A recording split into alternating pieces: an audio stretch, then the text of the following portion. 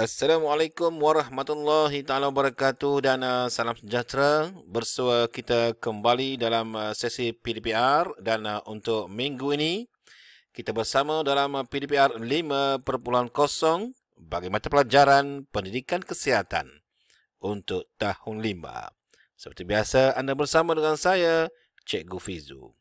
Baiklah murid-murid, adakah anda sudah bersedia untuk meneruskan sesi PDPR kita pada minggu ini?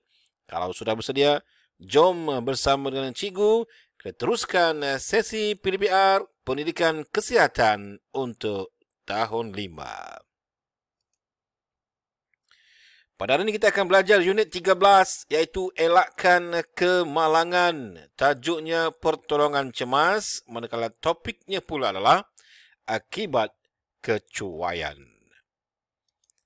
Baik, sebelum itu apakah objektif pembelajaran kita? Pada akhir PDPR ini nanti, murid akan dapat menyatakan punca melecet dan melecur, manakala kriteria kejayaan pula menyatakan 3 punca melecet dan melecur serta cara pencegahannya. Okey, sila rujuk buku teks muka surat 102, akibat kecuaian untuk tajuk kita yang pertama iaitu melecet. Pada hari Ahad yang lepas, Rizal telah pergi berjoging bersama-sama keluarganya. Selepas itu, kaki Rizal telah melecet.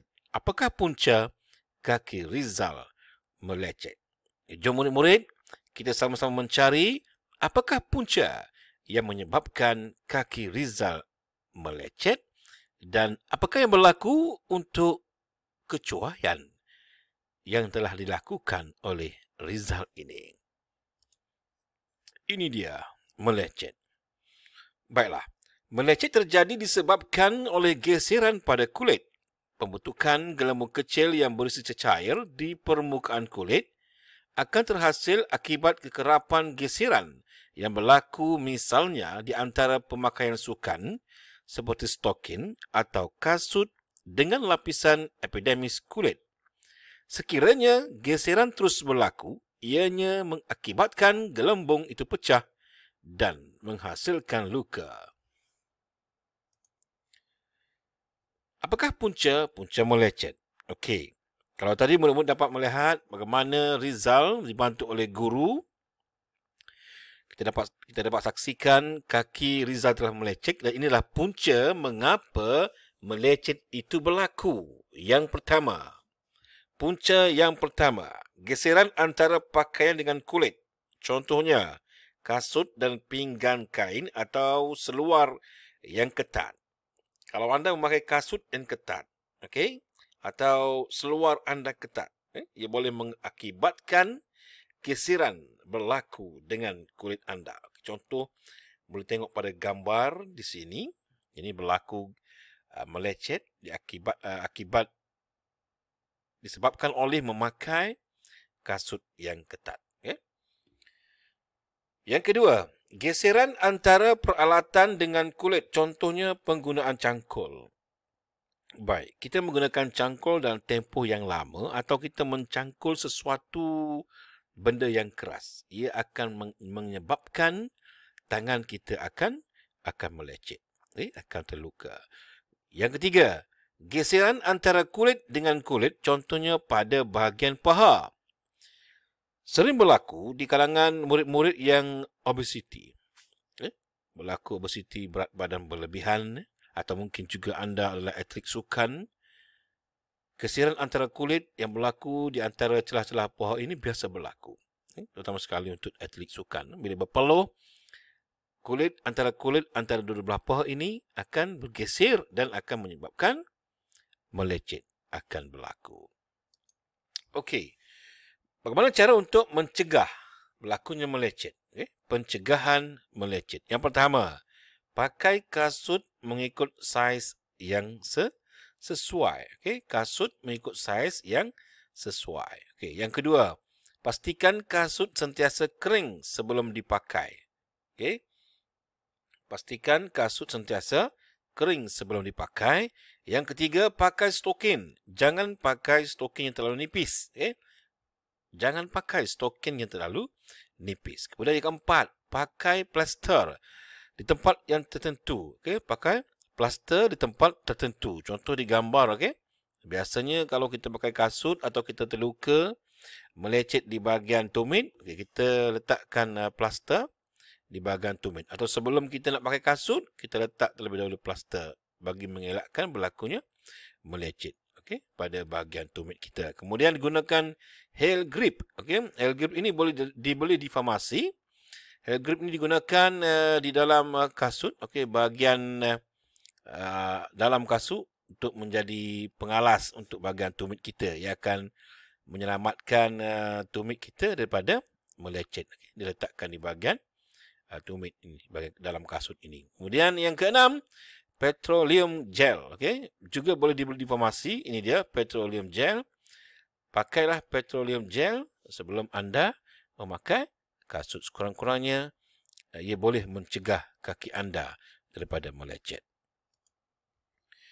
Baiklah, murid-murid, kita teruskan dengan kembali merujuk buku teks buku surat 102. Kita terus ke bahagian yang kedua, iaitu melecur. Untuk tajuk yang kedua kita, Rajendran pula telah melecur di bahagian kaki. Apakah punca melecur? Okey, jom sama-sama kita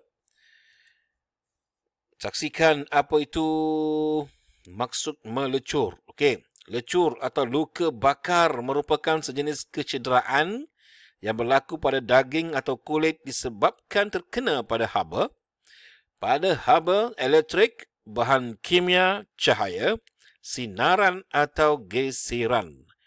Kebanyakan kejadian lecur hanya memberi kesan kepada kulit, tisu, epidermis. Okey, kita murid-murid boleh tengok pada gambar yang tertera. Ini adalah kesan daripada melecur. Lecur mungkin boleh dirawat dengan pertolongan cemas dan dalam kes yang teruk, seseorang itu mungkin terpaksa mendapatkan rawatan di hospital. Okay? Jika berlaku melecur tahap yang lebih tinggi, okay, peratus lecur itu teruk, ya, kita terpaksa mendapatkan rawatan di hospital. Okey, apakah punca melecur? Okey, jom kita tengok sama-sama. Apakah punca melecur? Ini dia punca melecur pertama, terkena air panas atau cecair masakan panas ataupun minyak panas. Okey. Kemudian yang kedua, tersentuh objek panas. Okay? Tersentuh objek panas, contohnya setrika. Okay?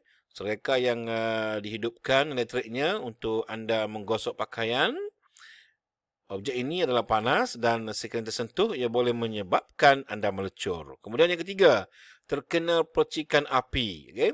Bermain api atau bermain bunga api. Percikan daripada bunga api itu boleh juga menyebabkan anda melecur. Okey. Yang keempat, terkena cecair bahan kimia yang menghakis. Contohnya asid. Okay? Asid boleh menghakis. Ya, asid juga adalah bahan kimia yang boleh menyebabkan kita melecur.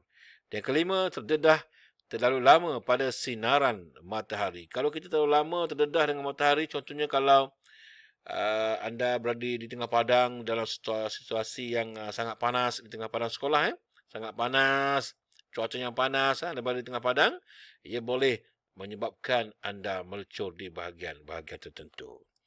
Okey, teruskan dengan bagaimana pencegahan melecur ini. Kita nak cegah, kita nak elakkan berlakunya melecur. Baik, yang pertama, jauhkan kanak-kanak daripada dapur yang panas, air panas dan barang-barang elektrik. Kalau murid-murid ada adik-adik, jauhkan adik-adik kamu daripada dapur yang panas, air panas dan barang-barang elektrik. Bukan setakat adik-adik, kamu sendiri juga dilarang sama sekali untuk berada dalam situasi seperti ini. Iaitu, kamu dikehendaki elakkan diri kamu daripada berada di dapur yang panas. Okay? Jauhkan diri kamu daripada dapur yang panas, air panas dan juga barang-barang elektrik. Okey. Yang kedua, jangan biarkan kanak-kanak dalam baby walker di kawasan dapur. Okey ni, adik kamu berada dalam baby walker ni di kawasan dapur, dia boleh menyebabkan bahaya yang situasi yang sangat bahaya sebenarnya. Kadang-kadang adik kita ni dia di luar kawalan. Kalau kita tak jaga dengan cantik, tak jaga dengan elok, dia boleh pergi terus kawasan dapur, dia capai sesuatu dekat bahagian dapur, boleh menyebabkan terkena periuk panas ke atau minyak panas ke. Okey. Jadi pastikan jangan biarkan kanak-kanak dalam baby walker bermain di kawasan dapur. Baik, yang ketiga, jangan mendukung anak kecil ketika memasak. Okey, pesan kepada mak kita, kakak kita, jangan dukung adik, jangan dukung mak ketika sedang memasak. Kerana besar kemungkinan minyak masak, kalau sedang menggoreng ikan, menggoreng ayam, minyak masak itu boleh terpecik, okey, di muka adik kita, boleh terkena pada adik kita dan boleh menyebabkan melecur. Keempat, jangan membawa masakan panas ketika anak-anak berada berhampiran. Okey. Kalau murid-murid bawa masakan panas, okey, bawa nasi atau bawa kuah, apa-apa saja yang panas, seboleh-bolehnya elakkan ketika adik-adik ada berhampiran dengan kita. Dan kamu sendiri juga perlu sentiasa berhati-hati, dan pesan juga pada abang atau kakak atau mak ayah dekat rumah, sentiasa berhati-hati ketika membawa masakan panas. Okey. Kemudian jauhkan mancis, pemetik api dan rokok daripada kanak-kanak. Okay? Benda ni berbahaya. Kanak-kanak dia boleh bermain. Okay? Jauhkan semua ni daripada kanak-kanak. Yang keenam, jangan biarkan anak-anak bermain dengan barangan elektrik di rumah. Kamu juga dilarang sama sekali untuk bermain barangan elektrik di rumah kerana ia boleh membahayakan kamu, boleh menyebabkan rencetan elektrik dan juga boleh menyebabkan berlakunya luka melecur. Dan yang ketujuh, jangan biarkan wayar barangan elektrik berjuntai dan simpan seterika panas di tempat yang tinggi dan selamat. Okay? Jangan biarkan wayar-wayar berjuntai, wayar elektrik berjuntai, nanti adik-adik boleh tarik. Menyebabkan kalau seterika panas, ada wayar berjuntai dekat papan gosok tu, adik tarik, jatuh atas kepala, luka, panas lagi teruk melecurnya. Okay? Jadi pastikan jangan biarkan wayar barangan elektrik berjuntai dan simpan seterika panas di tempat yang tinggi dan selamat. Baiklah, menurut itu tadi, apa yang perlu anda ketahui mengenai punca-punca dan juga cara pencegahan melecet dan juga melecur. Dan ini tugasan untuk minggu ini. Okey, telah pun diberikan jawapan untuk anda. Asingkan yang mana satu punca melecet dan juga yang mana satu punca melecur. Seperti biasa, sejurus selesai anda menghasilkan jawapan anda, hantar saja melalui pautan Telegram Cikgu. Baiklah, terima kasih diucapkan kepada semua murid yang telah berjaya mengikuti sesi PDPR kita pada minggu ini. Jangan lupa siapkan tugasan yang diberikan sebagai latihan kepada anda untuk minggu ini bagi mata pelajaran pendidikan kesihatan tahun 5. InsyaAllah kita akan jumpa lagi di lain-lain minggu untuk tajuk-tajuk yang berikutnya. Jumpa lagi, sekian, terima kasih. Saya Cikgu Fizu mengundurkan diri. Wabillahi taufiq wal hidayah. Wassalamualaikum warahmatullahi wabarakatuh.